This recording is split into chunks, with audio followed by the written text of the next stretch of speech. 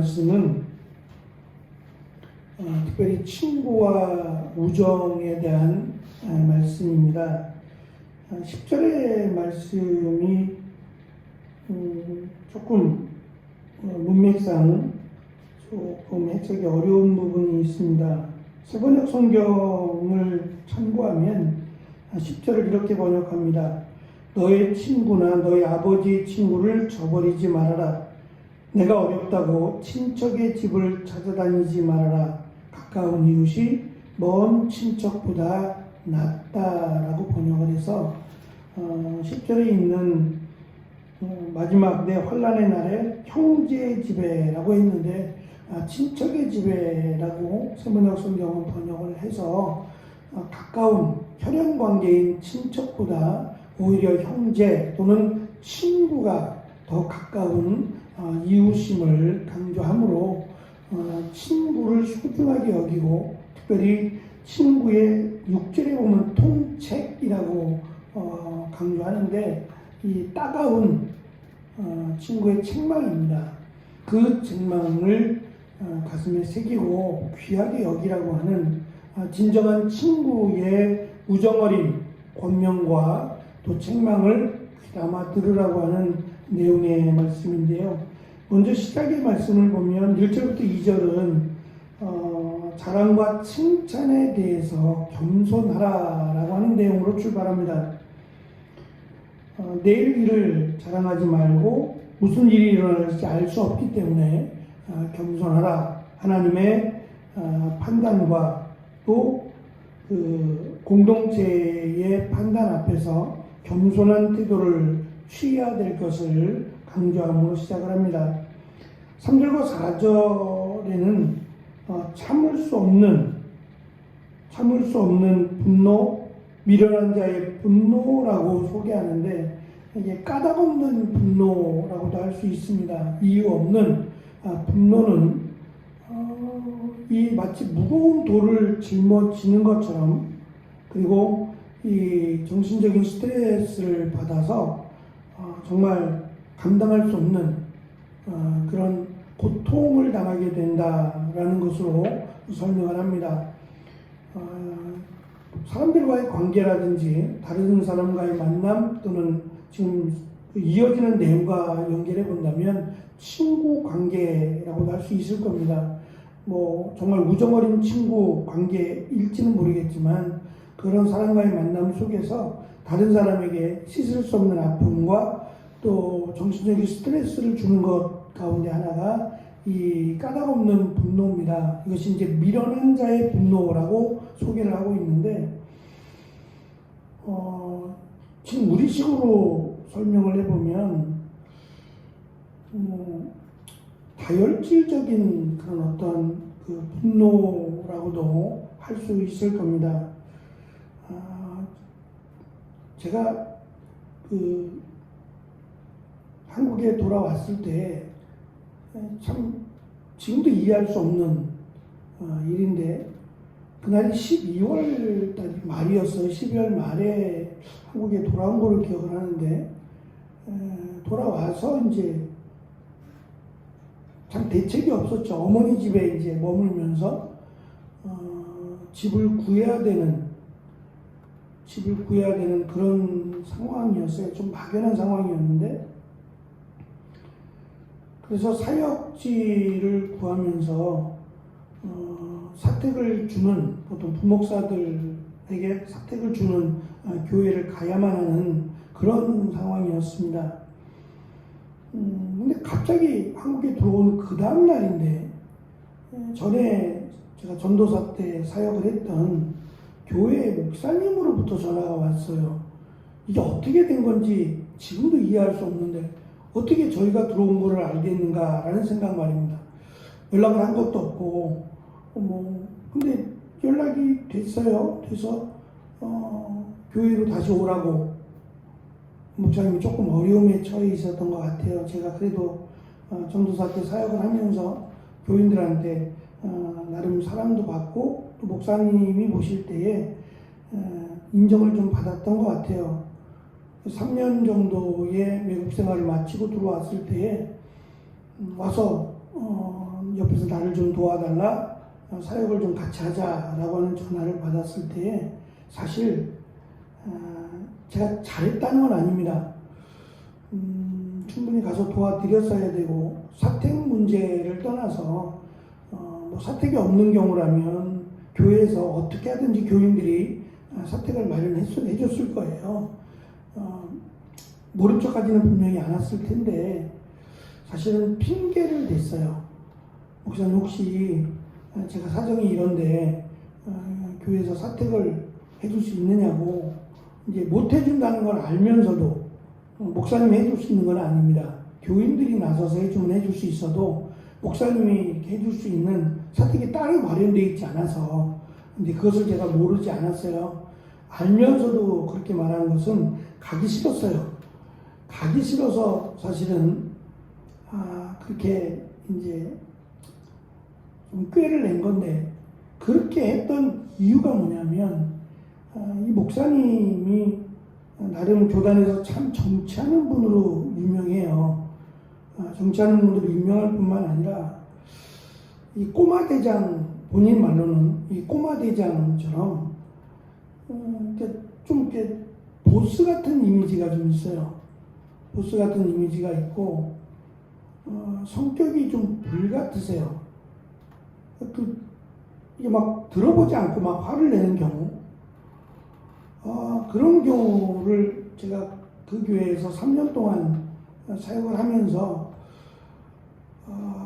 많이 느꼈어요. 많이 느끼고, 막 지금도 생각하면 막 섬찟할 정도의, 예를 하나 들면 같이 이제 사역을 했던 부목사님이 계셨는데, 부목사님도 잘못을 했죠.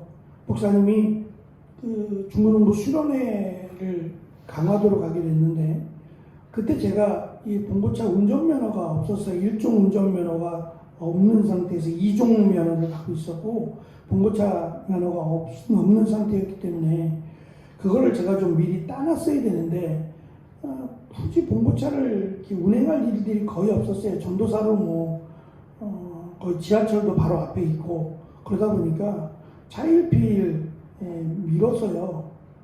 지금 당장 급한 것은 아니었기 때문에 면허를, 1종 면허를 따지 않은 상태에서 교회차로 아이들을 태워서 수련회 장소로 갈 수 없게 됐어요.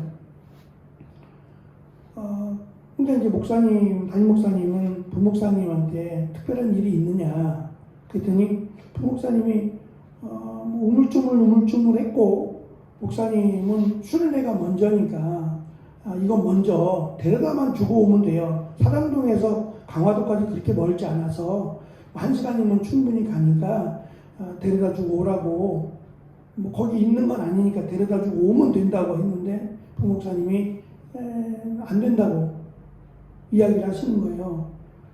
목사님이 왜 안 되냐고 얘기했더니 거기에 대해서 딱 부러지게 얘기를 안 하시고, 그러면 다른 조치를 취했을 텐데 갑자기 얘기하시면 어떻게 하냐고, 미리 좀 시간을 두고, 아니 갑자기가 아니라 그래도 한 주 이상, 2주 정도 남았으니까 시간 조절이 가능하지 않느냐.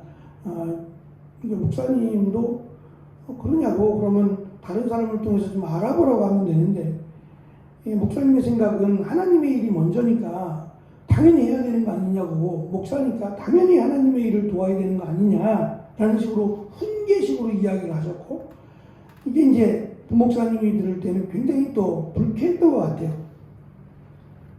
그러니까 중간에서 저는 이러지도 못하고 저러지도 못하고, 제가 부목사님한테 부탁한 게 아니었거든요. 부탁한 게 아니라 담임 목사님한테 이 부분 차량의 운행 문제를 좀 해주셨으면 좋겠다라고 하면서 보고를 하면서 이제 말씀을 드렸던 건데, 그 화살이 이제 부목사님한테 가고 두 분이 서로 고성에 오가기 시작했어요. 제가 나설 입장도 아니고 이걸 내가 괜히 말했나 싶을 정도로 저만 이상하게 돼버리고, 그러는 사이에 이제 서로 두 분이 한참 이해가 안 되는데 오가면서 담임 목사님이 자기 앞에 있던 커피가 들어있는데 그 커피잔을 부목사님한테 던져버렸어요. 벽에 맞아서 커피가 벽에 쫙 튀기고 당연히 커피잔은 깨지죠. 그냥 일반 이런 컵이 아니라 좀 예쁘게 생긴 옛날에 그런 컵들이 좀 있었잖아요. 조그맣고 예쁘게 생긴 그런 컵인데 그 컵을 그냥 그 자리에서 딱 들어가서 집어 던졌어요. 순간 이제 부목사님도 문을 쾅 하고 닫고 나가버리고 저도 이제 이걸 어떻게 일이 어떻게 이렇게 되나? 라는 생각에 목사님이 잠깐 나가라고 하면서 저도 이제 나가게 되고 지금도 벌써 꽤 시간이 오래 많이 흘렀잖아요. 흘렀음에도 불구하고 그 상황이 잊혀지질 않는 거죠. 너무 충격적이어서. 근데 이게 이제 단편적인 일이에요. 이것만 그랬느냐. 목사님이 대단하지도 않은 일을 가지고 큰 일을 만들어버리는 거예요. 알아보지도 않고 수습하는 차원이 아니라 일을 더 확대시키는 차원에서 왜 그런지를 알 수 없어요. 왜 일을 그렇게 만드시는지 지금도 잘 이해가 안 되는데 그냥 그분 성품인 것 같아요. 화부터 내는. 나중에 수습하는 얼마나 힘들겠어요. 근데 그것을 제가 3년 동안 옆에서 지켜보면서 그걸 느끼고 싶지 않아요. 어떤 면에서는 목사님 옆에서 목사님을 도왔어야 목사님도 그렇게 부탁을 하시는데 목사님 옆에서 도왔어야 되는 건 아닌가라고 하는 죄송함도 없지 않아 있어요. 그렇지만 그러니까 그런 분위기를 느끼고 싶지 않아요. 무조건 화부터 내고 시작하는 그 분위기를 굳이 내가 알면서도 그것을 감당해야 될까라고 하는 생각에 사실 꾀를 내서 사택을 주실 수 있느냐고 물어봤고 목사님은 우리 교회가 사택이 없는 거 알지 않느냐, 오면 해결될 거니까 걱정하지 말고 오라고 목사님은 이야기하셨고 저는 당장 사택이 있어야 되기 때문에 목사님 죄송합니다 라고 고사를 했어요. 지금도 생각하면 한편으로는 참 죄송하지만 또 한편으로는 그런 분과 옆에서 일하고 싶은 마음이 없어요. 하여튼 제가 목회자의 길을 걸어가면서 만났던 많지는 않지만 만났던 몇몇 분들의 목사님은 참 성격이 참 지금도 이해가 안 되는 그러니까 그런 걸 볼 때마다 느껴지는 게 목회하기 참 힘들다. 목회하기 참 힘든 성격이다. 끝이 다 안 좋아서 이런 분들의 끝이 너무 안 좋았고 또 한 가지는 저도 한 사람의 하나님의 자녀잖아요. 성도도 마찬가지고 다 한 사람의 하나님의 자녀들인데 하나님의 자녀를 마치 종 부리듯이 하인 부리듯이 대하고 하는 그런 모습이 참 이해가 안 가는 지금도 이해가 안 가는 근데 그런 분들이 꽤 많더라고요. 그런 분들이 시간이 훨씬 지나서 제가 다시 노예로 갔을 때 그분들이 또 거기 있었어요. 그래서 그분들이 저를 알아봤는지 모르겠지만 별로 이렇게 옆에 있고 싶지 않아서 제가 사이드에 있곤 했습니다만 하나님의 일을 하면서 제가 느꼈던 이 성품이라고 하는 것이 참 고치기 힘든 일이긴 하지만 그것도 참 중요한 부분 가운데 하나겠다라는 생각이 들었어요. 말씀을 준비하면서 그 생각이 참 많이 났어요. 생각하고 싶지 않은데 제가 겪고 싶지 않았던 그 사건들이 떠오르면서 이 말씀이 생각이 났어요. 미련한 사람이라고 하는 이 말, 그리고 까닭없는 분노가 다른 사람에게 씻을 수 없는 정신적, 육체적 고통을 안겨준다라는 이 말씀이 마음에 확 와닿았어요. 사랑하는 가족이라면 이렇게 대해야겠냐 말이에요. 그래서 이렇게 까닭없는 분노를 하는 것에 대해서 미련하다라고 하는 이 말씀이 우리가 좀 새겨들어야 될 말씀이 아닌가. 그리고 이어지는 내용이 바로 친구와 우정과의 관계를 설명합니다. 특별히 진정한 친구라면 그 친구가 잘못된 길을 가려고 할 때, 가고 있을 때 강한 책망을 해야 진정한 친구라고 하는 내용이고요. 문제는 그 책망을 그 친구가 어떻게 받아들이느냐에 대한 내용으로 연결을 해갑니다. 진정한 우정의 책망을 받은 친구가 배가 부르다면, 교만하다면 꿀과 같은 책망도 거절할 것이고, 그가 겸손하다면 쓴 책망도 달게 받을 것이라는 겁니다. 그래서 우리가 살아가면서 많은 사람들이 도움이 필요합니다. 가족들의 도움도 필요하고, 또 여러 가지 다양한 사람들을 만나면서 도움이 필요하고 도움을 받지만, 그 중에서 특별히 친구라고 하는 소중한 관계의 사람을 잘 사귀면 그 사람이 가까운 친척보다 훨씬 더 자기에게 소중한 사람이 될 것이고 큰 유익이 될 것이다 라고 하는 것을 가르쳐 줍니다.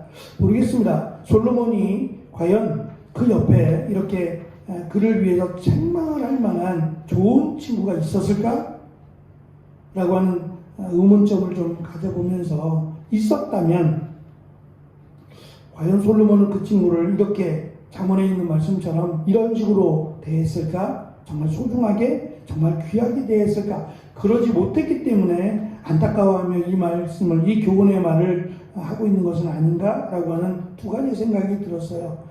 없었다면 안타깝다라는 생각이고, 있었다면 솔로몬에게는 정말 소중한 친구였겠다라고 하는 생각을 가졌습니다. 우리에게도 정말 귀하고 소중한 그런 친구들이 옆에 있고, 또 그런 사람들을 더욱 소중하게 여기는 또 우리와 우리 자녀들이 되어지기를 축원합니다.